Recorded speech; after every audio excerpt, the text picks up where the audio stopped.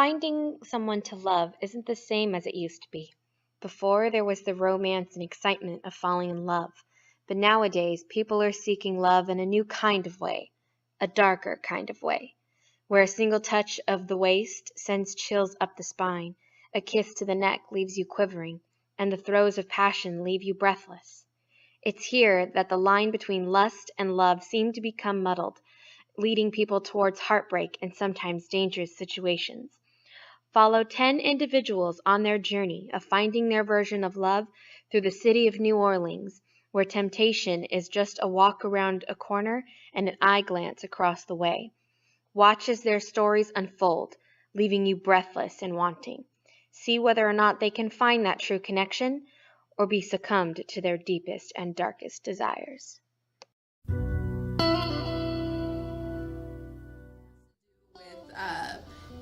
In today's era of relationships and just making real connection, we realize that the prevalence of stuff like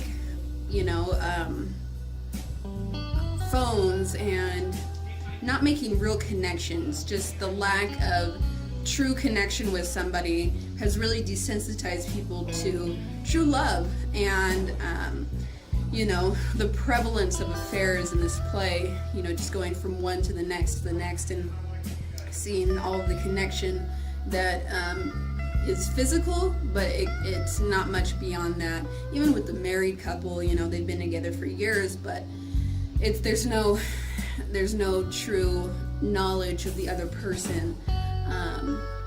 We really see that in this play, and it's brought to light, don't think you know the person that you're with if you don't even really know yourself. We see the girl and the cab driver. Now we decided to make the girl a transsexual, and the reason we did that is with a lot of trans in the media, a lot of the trans agenda and trans rights coming into the forefront. We decided it would be a good idea to make the girl a transsexual. For the first scene by the river, I wanted to be able to show the industrial aspect of certain areas in New Orleans, because this is happening after the hurricane and after all this destruction. So I wanted to be able to show an area where it might still be a little run down, but it's almost being fixed and incorporating certain elements of that. And we see the cab driver and the au pair, who we cast as Martine McCutcheon. She was previously in the movie Love Actually, which is where I saw her first, and I really liked how she presented herself in that. She is having an affair with the cab driver, and it's like a little one-night stand thing. So for sound in scene 2, my idea was to have, since it's a party scene going on there, the au pair and the cab driver are actually coming in from that party into the closet that they end up having their sex in. Well, during that time, there's going to be music being played in the background, which is kind of this club scene For the second scene, the storeroom by the dance hall or music club or wherever it is, I wanted it to show the clutter, how cluttered it is, because it's always being used, it's dirty, it's dingy, and I also wanted to show that it was being used by having these rundown boxes, dusty shelves, and just really random things that were put in there and long forgotten. Also on the door, the director really loved this idea of having lots of different stickers being put on the door, either on the inside or the outside. And I feel like they could be mementos of the different people who scored in the closet. For the au pair in scene 2, I really wanted her to have this really elegant look, but a cheap elegant look, because she's not one that would have the money to get all of the really nice clothing. So something like a Forever 21 dress or a faux fur shawl would give her that feeling of trying really hard to be elegant but just not having the means to get that. In contrast with scene 2, I have the au pair in scene 3, which is her scene with the student as a maid, in a very simple brown skirt and loose peasant top. And I really feel like this contrast really shows her character, because when she's out and in control, she's in this like classy dress and shawl and high heels, but when she knows that she's not in control of a situation, she has to calm down her appearance, almost like calming down herself, in that she knows that it's not her place right there. 4, we have the married woman and the student. The married woman I cast as Cate Blanchett. I really liked her in Woody Allen's Blue Jasmine, where she played Jasmine. And I actually thought when I read the script for the married woman, I thought of her character in Blue Jasmine, and just I loved that character for this role. So I thought Cate Blanchett would be perfect. The married woman in this scene is a really complicated costume. There's just so many parts and layers. There's the big overcoat, the headscarf, the glasses, and then under that she has this body stocking. And I really wanted to give her, since she is an older woman, a more classy body stocking, and try to keep her away from being just, whorish, as one might say. So a longer, very lacy, classy, elegant body stocking. Body stockings can be classy or elegant. And then she covers that up with this big shapeless jacket. So in scene 5, my idea is, since the married woman and the politician have been together for a while, and this scene is more about remembering the past more than anything, I decided to throw in something that reminded them in the past, unlike the rest of the show where I have more newer New Orleans music being played. This one is going to actually portray the Venice scene that they're talking about during that scene. This will be the music behind that emotional thing.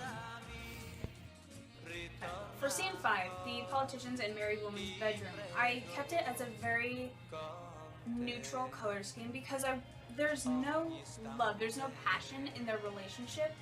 So I wanted to keep it very basic, except with the couple of exceptions of maybe a few paintings on the wall, but that's it.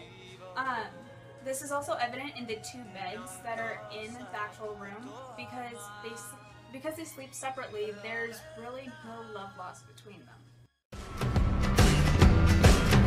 Big scene where we see the politician and the model. Now in the original script, the model is a woman. However, we decided to change up the script in the sense as making the model and actually a gay man. We cast Cole Sprouse as the model. So he's a male model, and he's having an affair with a politician who we just saw in the previous scene with the married woman.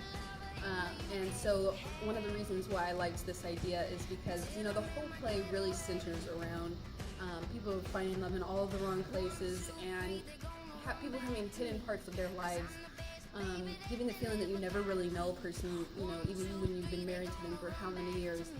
And another reason why we set the play in Louisiana is because, like I was saying earlier, Louisiana is such a politically conservative place, and this is a politician who is probably a conservative politician, but he's having an affair with a gay man in a place that if this were found out, it would be a huge scandal.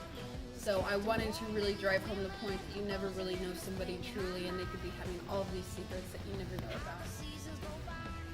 Because of the community that we were trying to reach to, we wanted our message to be received in a broader aspect. So that's why we reached out to many of the LGBT communities.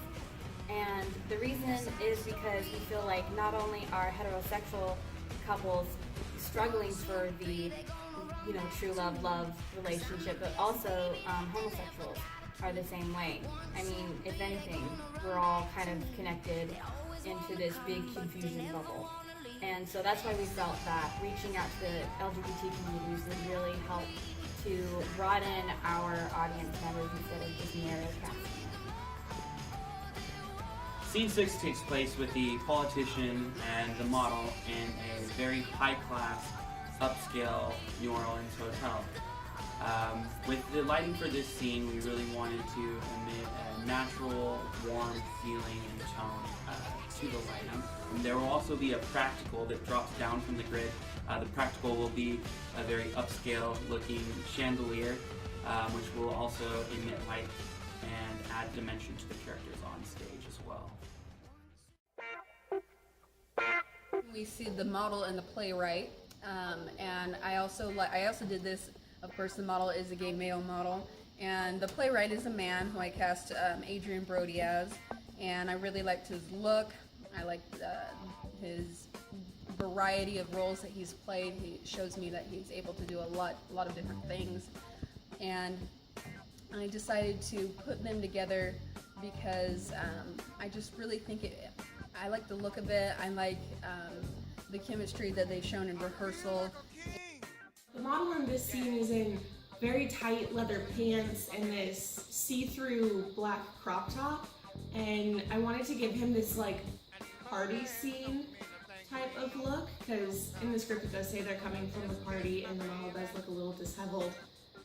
So because we decided to cast a male instead of a female, I had a little problem coming up with that look for him, but I really liked the way it went, and he's wearing Doc Martens, and I wanted to definitely not give him a gay look, but definitely a more feminine look, so the crop top and the really tight. The actress and the playwright, and they're together at a rustic hotel. I've cast the actress as Jada Pinkett Smith. I really like the variety of roles she's done. I like her, she gives off a look of superiority and high class, and I just thought that was perfect for our actress. Scene 8, the rustic hotel room, was really fun to do because it really made me play with my imagination of how I wanted the rusticness to look, because it could have gone any different way. I mean, it could have gone really cheesy, like cow skin rug on the floor, or to using just basic wood textures, you know, like hardwood floors, you know, like furniture that has the wood supports, nice clean white colors, along with maybe greens and blues to give it that natural feeling. Okay, so in scene 9, we have the actress with the aristocrat, and they have known each other in the past, and you know, the aristocrat is where we finally see in the play truth starting to be told with one of our characters. I've cast Jude Law as the aristocrat, and as you know, Jada Pinkett Smith is the actress, and I just think that, you know, this is the scene where we finally see the aristocrat saying, you know, I don't want to do this, I want to be different, I don't want to just, you know, live a life of going from person to person trying to find true happiness. And I just think that this is really a big turning point in the play for us. So for scene 9 with the aristocrat and the actress, we were all brainstorming at a production meeting, and we had this idea of, as the actress is leaving her performance on stage and entering into the dressing room, that the door to the dressing room, as it opens, you'll see that moment before of the actress leaving the stage and that spotlight on the actress, and the spotlight fading out and the light dying out as she leaves the stage and enters the dressing room. Also, in order to really provide this scene with an authentic feel of a dressing room for anybody who's ever been in a dressing room, I thought as the lighting designer that it was imperative that we actually had the mirrors with the light bulbs all around. So at that point the actress will flip a switch the light bulbs will come on the mirror, which will immediately provide the sense of realism that the team wants to go for the show. So in our final scene, we have the aristocrat and the girl, so now we come full circle, and you know, it's the break of day, and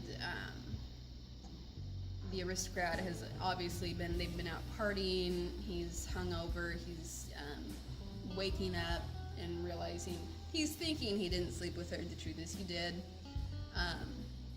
He was hoping he didn't because, like I said earlier, he's the one that was really telling the truth. He wants to reform, he wants to be better, and you know, it ends on a note of not necessarily everybody's okay in the end, but there's an idea that there's hope, and where not so much with the girl as being a prostitute, we kind of see, you know, she may or may not get out of the situation she's in. She may keep choosing to be a prostitute. But with the aristocrat, we see, okay, this guy really wants to change, even though he keeps messing up. He knows in his heart of hearts that he wants to be different. So we end the play on a note of there's hope for change. In some of the really dark moments in the show, for example, that final scene, there's also a moment of light and clarity and realization. The fact that the lighting in those scenes is already going to be dark really gives a great opportunity for, during those moments of realizations of the characters, to have light shine through.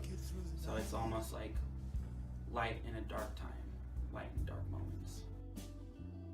Designing for the poster for the show, I really wanted to capture that really dark essence that we were trying to go for, of the love not really assuring type of deal, but also wanting to get the very intimate, seeing as that this play was very intimate. And so the first poster sketch that I did was a street of New Orleans, very narrowed down, and in the middle were very inanimate objects where you could see actually there were outlines of people, but they couldn't really be seen as people, and the only people, or the only things that could be defined as people, were actually two individuals standing across from each other on the street, and they would actually be outlined in blue. The background and every other color would be either a black and a dark gray. However, the final poster we decided to go with was this one as seen here. The reason, my inspiration for this was actually the Time Traveler's Wife poster that was the movie poster that came out in 2009. And the reason I liked that poster for our poster is because of the intimacy in it. However, because I still wanted to keep that dark essence, I wanted to have the backdrop be a very dark black or dark gray and outline the couple in the blue, because obviously the play is called The Blue Room, and plus I felt that the blue would signify the disturbing essence that couples found in each other that wasn't really healthy for one another.